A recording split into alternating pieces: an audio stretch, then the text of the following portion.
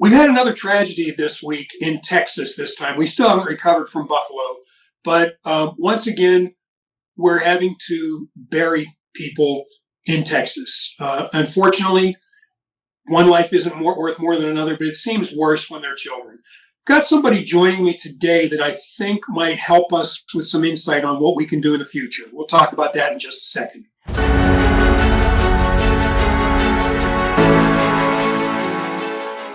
Welcome to another edition of the Marty Chronicles on the Conservative Take platform. I'm Marty Nalitz. Thanks for joining us as always. And you all know this. This is nothing new. We've had a tragedy in Texas this week, and there is still a lot going on around it. If you've watched this platform much, you have seen my guest, Bob Schaffer. He's joined me to talk about the Ukraine. He joined Kyle to talk about the documentary movie, Whose Children Are They? And I'll explain why in a second, but I think Bob is uniquely qualified to offer some insight into some things we may do. Bob, how are you today? I'm doing great, Marty. Good to see you again. You too. Thank you. I want to give people a little bit of your resume, so bear with me for a second. I'm not trying to embarrass you. I've known Bob Schaffer for over 30 years. He is from Fort Collins in the north part of Colorado. He was a Colorado State Senator for 8 years. He was a US Congressman from the 4th Congressional District in Colorado for 6 years. And just a little editorial here, Bob never lost an election. He retired against the advice that some of us offered him, but he did. And after that, and I had actually forgot about this until just recently, but something that I think adds a lot to this. Bob was also the chairman of the Colorado State Education Commission. Now, after those things ended, he went and got himself an honest job and helped to found and become the principal of Liberty Common School in Fort Collins, Colorado. He is today the headmaster of that school. And if you don't know anything about it, it is I know you take pride in this, Bob, a wildly achieving school. I was privileged enough to be up there, see some of the kids. Some of the kids are kind of intimidating just in terms of their self-assuredness and of where they're at in their life. So especially, now, you weren't in the state Senate when Columbine happened. You were in the Congress, US Congress by that time. Right. But certainly when you took over the State Board of Education and going into your time heading up a charter school, these things that we're talking about, what happened in Texas, I don't even know how to describe it. It's so god awful. And I wanted you to come on and join us, Bob, to talk about some insight you might have, both with your time with the State Board of Education, to your time in Liberty, as to, I don't know, you probably do have to prepare for something like this, right? Absolutely. That preparation is something that every good school needs to be focused on and be a part of. I mean, look, it is not the main thing of a school. The main thing of the school is what takes place in our classrooms. Sure. And so you want the school focused on that as its highest priority, serving students at an academic level. But look, that cannot happen if first of all, children don't learn if they're afraid, and if they are thinking of themselves as little third graders and fourth graders about their safety and security. So they need to be surrounded by a school that is focused on prevention and preparation, how they respond, and their ability to recover from an event like that. So yeah, preparation is crucial in any institution, not just schools, any institution where you're going to gather a large congregation of other people's kids. Let's kind of focus that a little bit, and I'll use Colorado because obviously that's your background. Is there anything that's handed down from, and again, after Columbine in particular, are there any directives that come down from the State Board of Education, from the Department of Public Safety? Is there anything universal where they say to the schools, we recommend this, that, and the other thing? Nothing remarkable, really. There are some. I mean, you have to have safety plans in place, things of that sort, and there is some definition as to what those are. They're not, in my opinion, in Colorado or throughout the country, not particularly precise, and they tend to rely upon. Just since every building's different, every situation's different, every neighborhood's different, they tend to rely on interaction with your local law enforcement agencies, so that you've got clear lines of communication, so that there's redundancy if the phones go out. That you've tested, for example, when you call 911, that the right address pops up on the dispatcher screens. All of those things need to be tested over and over again. Maybe that answers your question. I don't know if I would attribute that just to Columbine, but as technology improves and we have more and more case studies to learn from throughout the country, and the ability for schools to learn quickly from these case studies, that is all getting perfected. And so the response tends to be a direct result of the new things we learn every time an event occurs, and then the post-analysis is done, and then those lessons get communicated out to schools throughout the country.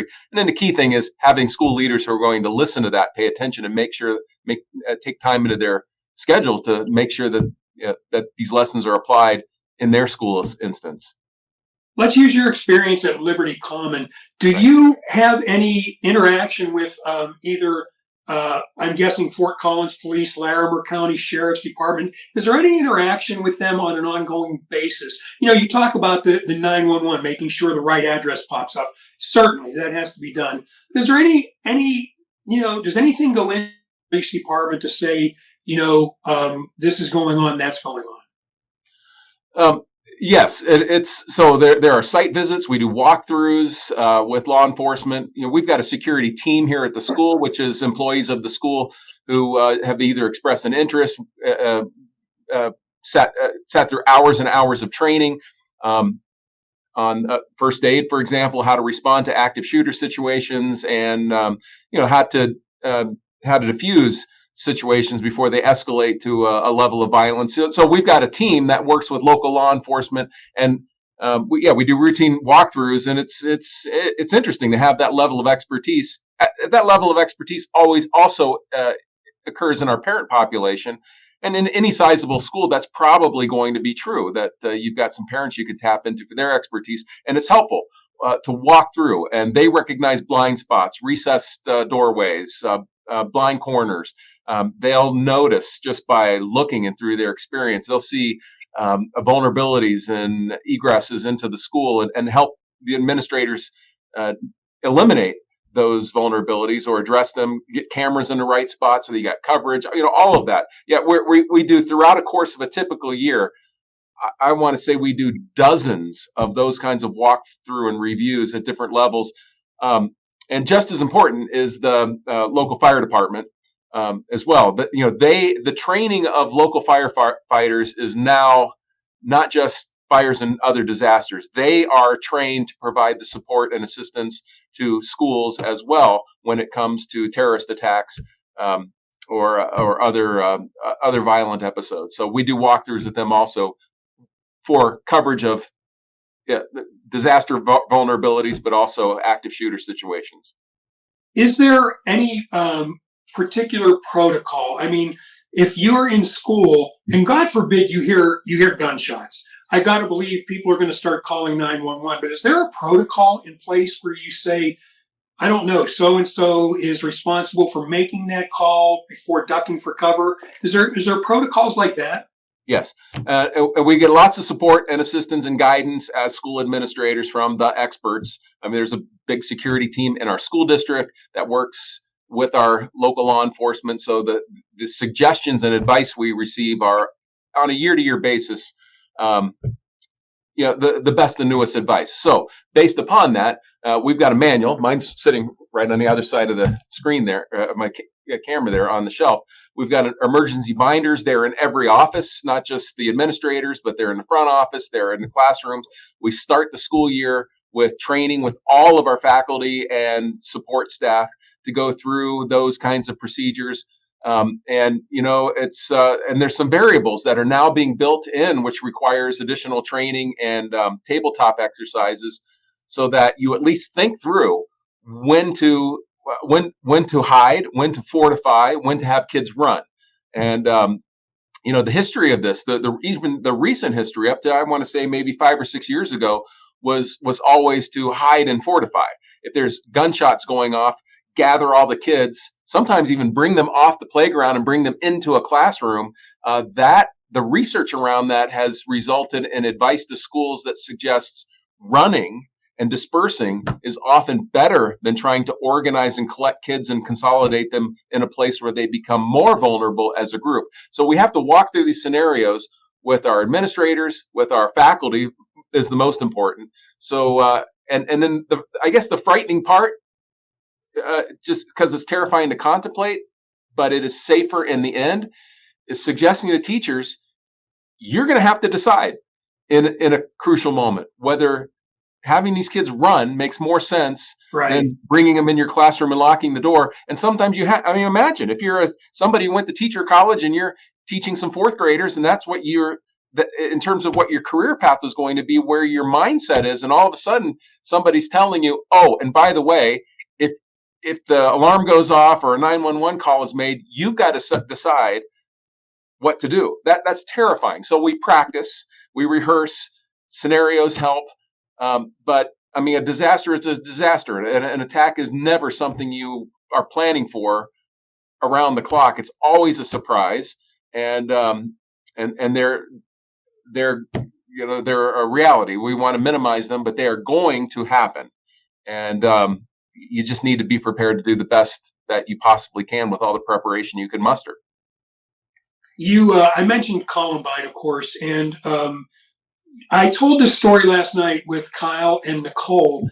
I lived 3/4 of a mile from Columbine High School. When that incident happened, I had gone home to take my wife to the store, and that's right when it happened. And as we were leaving home, we literally drove right into dozens, if not hundreds, of teenagers running out screaming. So there was no protocols in place at that time. The kids took off running, which probably saved a lot of lives, at that time.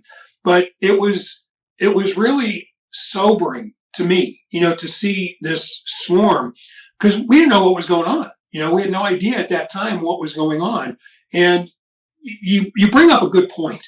You've gone to school because you want to teach kids, and one day you wake up and you have to decide, do I lock the door and do my best, or do I tell them to run? That's that's a tough one. So again, the best you can do for teachers, for example, we've got 100 of them, and additional support staff is. We have the briefings. We go through the latest, best advice from experts in this. Sometimes we bring those experts into the school. Sometimes I and other administrators will go to the trainings, and then we come back and explain to everybody else what we've just learned. But talking through scenarios, I keep mentioning the word tabletop scenarios. There's so many things that could occur.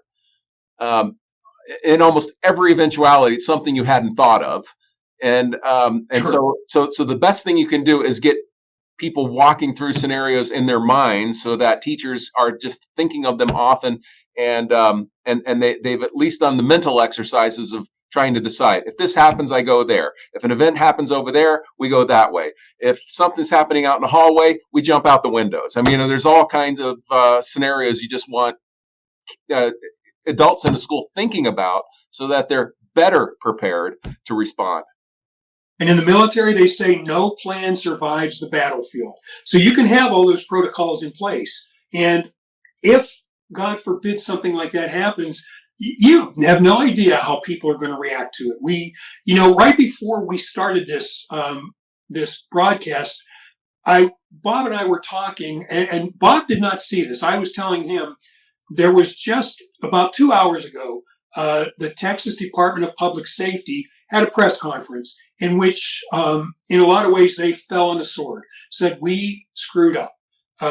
They were waiting for a key to open a door. One of the commanders on scene thought it was a barricade situation rather than an active shooter. And you know how this goes, Bob. Those things are going to change. We're going to get more and different information as time goes by. But those are the things, that we're hearing right now. I just said also there's a story of an off-duty cop who's in a barber shop and getting his hair cut, and his wife texts him frantically. She's a teacher there, and says, we have a shooter here.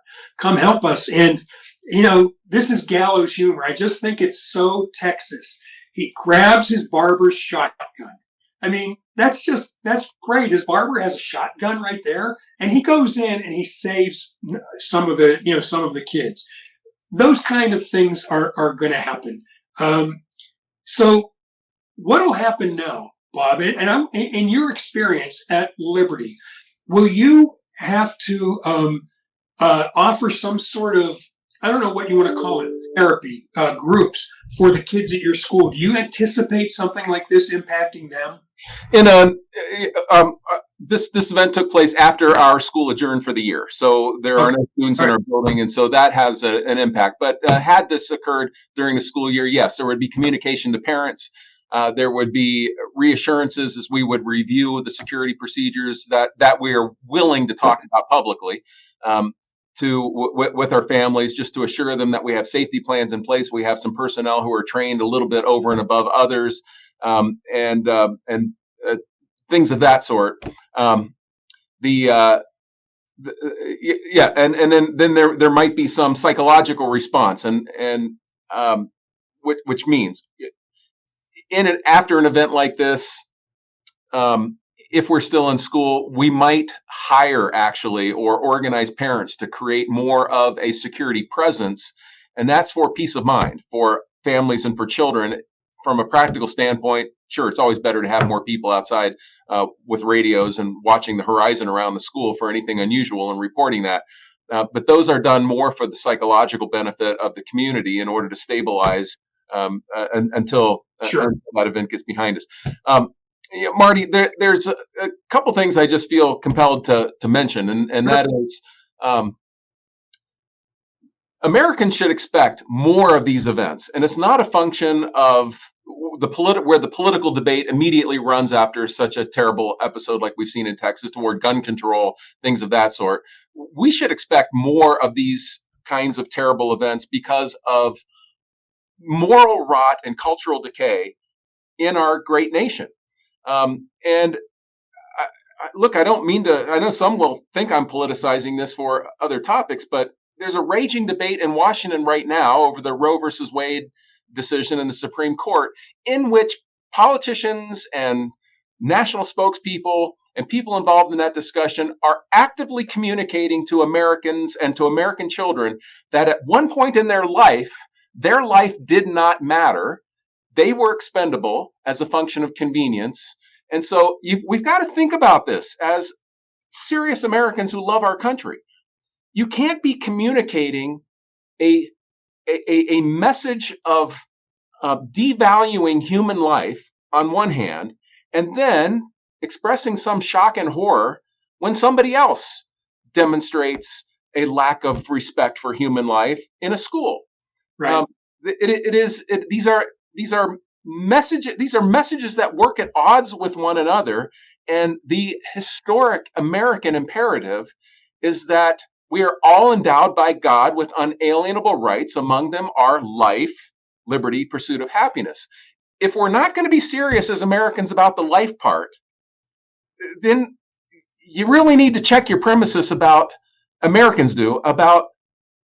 why anybody would be surprised that some radical citizen, radical individual, feels like the way to express himself is to shoot children.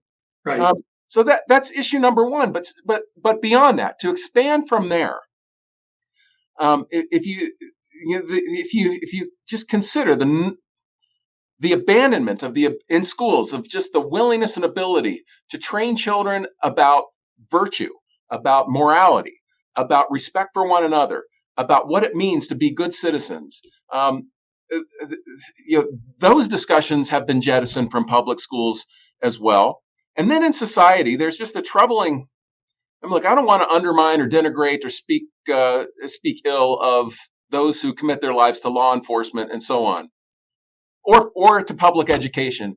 But parents bear the ultimate responsibility of educating and directing the upbringing of their children. There's too much trust of parents entrusting entirely the safety, the well-being of, and the education of their children to government workers. Parents should not stand back and let some government worker with a badge tell them what they are able to do to go save their children. Right. Parents should be empowered to take matters into their own hands, and I'm not just when there's an event unfolding, but when it comes to choosing the school that they have confidence in, when it comes to sending their kids to their child to a school. They should be walking through the school and doing their own security walkthrough and determining whether this is a safe place or not. And if it's not a safe place in a parent's judgment, it is their obligation to get their kids out of there and educate them someplace that they can have more confidence in. So, deferring so much parental authority to government workers, whether they're in schools, government workers with badges, is a bad proposition. In fact, it is not an American proposition. It is not an American tradition.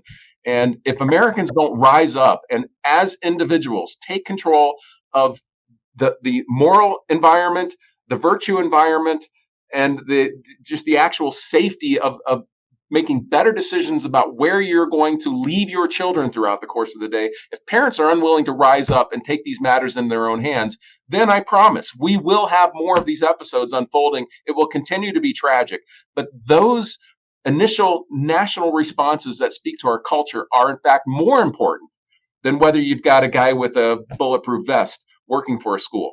Years ago, a mutual friend of ours shared with me, you mentioned the Roe versus Wade, and a mutual friend of ours had shared with me that when that Supreme Court ruling initially came down in 1973, there was a group protesting that were defined as secular ethicists. They weren't religious. They had no moral compass in that area. They were secular ethicists who said this will be the destruction of the American culture. You cannot do this and expect a culture to survive, forget thrive. And there's no question that that's happened. And a lot of times, Bob, these various debates that spring up around this, in my opinion, are designed to sort of distract you from what it is you should be concerned about. And naturally, we've already seen the talks going on in Congress about reasonable gun control and what can we do and stupid stuff like that. And that's not where the debate should be. It should be certainly in the areas that you just described. You have to ask yourself also, I don't play video games. I never have. I have no experience with them. I only know what I read about them and learn from people that I talk to about them. Some of them are disgusting, and I don't mean pornographically. I mean for the sort of stuff that we're talking about here. They're wrong. There's certainly a problem in our country that I think you can point to pragmatically with kids growing up with single parents or disengaged parents, or however you want to put it. All of these things, you see the confusion in kids growing up these days. It's just, I never wanted to be one of those old guys that said, when I was a kid, I never wanted to do that. But things were so much different. I grew up, I went to a Catholic school for grade school. And on my way to school, I passed a hardware store. And I would go in there to look at the guns because they sold guns right there in a hardware store. Pistols, rifles, they sold them right there, right over the counter. And I would go in to look at them, and talk to the guys there. Nothing ever happened at my school. There was a public school 3 blocks in the other direction. Nothing ever happened there. There was something different. There was something different that was instilled in the kids, but it was instilled in the parents who instilled it in their kids. And there's the problem is you identified it. I couldn't say it better. We're going to have more of these. And I don't say that proudly. I don't say that in an I told you so way. It's going to happen. It's inevitable. There are kids who saw what happened this week and they're already planning it. I'm sorry, they just are. And, it brings us again back to the point of, like at your school, when you talk about the different security measures, Bob, are parents, I don't even know how to ask it, are parents in on all of them? In other words, I know a lot of churches now have actual security details and parishioners that are carrying guns, just for some eventuality. I'm all for that in schools. You know me. I'm all for that. But I don't know if you guys do that. And you don't have to say if you do or not. But I'm just curious how parents would react to that. Well, there's different levels of conversations that are appropriate to have. I mean, we want to have as many conversations that we can that do not disclose our practices and procedures in order to create new vulnerabilities or answer the questions that someone might have who would be probing for vulnerabilities in the school. So we want to provide as many assurances as we can. And then we have subgroups of parents, subsets of parents that are involved in security discussions in a more closed way, but they provide the assurances to the rest of the parents that at least there is a group of people like us that are a little more knowledgeable about the depths to which the school will go and the strategies that it will employ. And then I could say that even more about the administration. And there are conversations that we have, trainings that we attend that we do not advertise. What you want in America, the brilliance of individual responsibility for security and safety in America, and this is kind of a Western theme out here in the western part of the country, is that you should assume everybody you meet is armed. Right. All the time. Law enforcement officers do that, even though they know the vast majority are not armed, but you should assume everyone is. I should assume you're armed. You should assume I'm armed everywhere, at a restaurant, going to town, in church.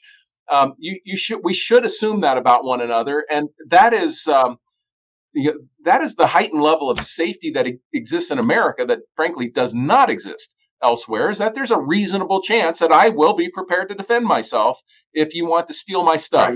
Right. The same should be true on an institutional basis. Every bad guy should be able to assume that somebody's going to fire back at them if they intrude upon a school. But what is the reality? The reality is schools flat out advertise that they are defensive, that there's no armed people in there, that parents and faculty and administrators are incapable of firing back.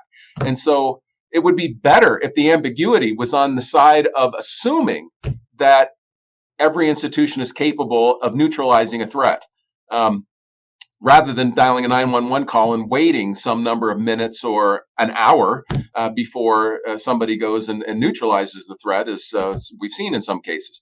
So I would never say whether the school was armed or not. I would love to. I want to perpetuate not only when people think of this structure, but every public school. I want bad guys to assume that if they come here, they're going to get a fight from an adult who's going to do whatever it takes to protect the child, and that might be a return of lethal force. That should be assumed about every school, and and then after that, it's a function of insurance and cooperation with your district and your local law enforcement, and there's a lot of other factors. We have a parent board, for example, and so there are so many factors that have to go into the degree to which, the extent to which a school is prepared to defend children. But what a school wants is to do and should do is everything possible to project preparation, to prevention as well. And, Marty, I have to say, in terms of prevention, you were a part of that in our school. I mean, you mentioned you came up to our school to speak at what we call a lyceum. These are character education assemblies. We have several throughout the year. We asked you to come up to speak on the topic of justice. And just imagine, for all your viewers, imagine 500 kids listening to a guest speaker come in and speak from personal experience on the topic of justice in a way that it impacts them. These are learned virtues that become part of their ethos. And we need to do, schools should be doing this on a school-wide basis so that every kid knows what is right and wrong. And when schools fail to do that, because it's not math, it's not science, it's not literature, it's not foreign language, when schools fail to work this most important part of education into their school culture, then kids do not know the difference between right and wrong, and it leads to further cultural decay, social rot, and it leads to an environment where human life is not appreciated with the dignity that is an imperative in an American society and American system. The key words that you just said there were learned virtues. People don't realize they have to be learned. Someone told me a long time ago, if you look at a little kid, the default nature of a little kid is to lie. It's to cry. A kid has to be taught not to lie, not to steal. They have to be taught that's wrong. And if you don't do that, the default setting for children is not really good. It's a tantrum. It's emotional tantrums. And so, yeah, it's great. Like I said, learned virtue. I hope people caught that part of it because that's important. Yeah. And one other thing, I really would urge parents, on this topic, I sound like a broken record, but the idea that you call a school district and tell them you have a school-age child and they ask, what is your address? And that corresponds with the school. That is a recipe for disaster in so many ways, including the school violence. No parent should choose a school because they live near it. Right. Every parent should make a decision only after they have walked through a school, taken a look at it, understand the academic objectives of the school. That's the most important, but the safety and security objectives and the seriousness and intention of the administrators who run the school. Once again, if these things are not adding up to the satisfaction of a parent, those parents should be empowered to go somewhere else with their public education dollars to choose a school that meets their expectations. And we just don't have enough parents taking these matters into their own hands. There's too much trust of government workers. And it has to stop, or we're going to see more violence, more cultural decay, more academic casualties. And parents need to, throughout the land, parents throughout the land need to step up and play their role of parents more seriously than Americans seem to be inclined to do. One more thought, and then I'm going to let you go, Bob. We appreciate your time, as always. One of the things I love most about being connected to you in social media is, unlike so much of social media, virtually every picture I see of you is with one of your grandchildren, and just the joy on both of your faces, whatever you're doing, that you're smiling now, I'm smiling. That is such a great part of our lives. And as a parent, as a grandparent, it is so devastating. You see the pictures of these children, that it's just, I'm going to give you the last word on it, but there's got to be something more so that that joy, not just the lives, but the joy that those children bring doesn't go away. Yeah, the crimes, child violence is a crime against humanity, and it is that strikes everyone. That's something everyone appreciates in the moment of tragedy like this. I mean, these are precious gifts from God. These children are, and they have souls, and they are worthy of all of our attention, all of our resources, our lives, our fortunes, and our sacred honor, as the founders said. The maintenance of our republic is a function of transferring not just knowledge, but real authority and empowering one generation to the next. And so, when we lose the lives of children in senseless acts of violence like this, that gets all of our attention, certainly. But I call it a crime against humanity, which it absolutely is. And I just succinctly would say, Americans as a nation, as a culture, as an ethnicity, need to get more serious about our own humanity and how we restore that in the United States of America. Government workers cannot do that. Politicians are incapable of achieving that for us. This will take place when Americans take these matters into their own hands, go back to their churches and synagogues and fraternal organizations and other centers of community, and focus on elevating what it means, what humanity means in our country. No kidding. Bob Schaffer, thanks as always. It's great talking to you. Keep up the good work. Thank you, Marty. We'll talk again soon. Thanks. God bless. You're watching the Conservative Take platform. We'll see you next time.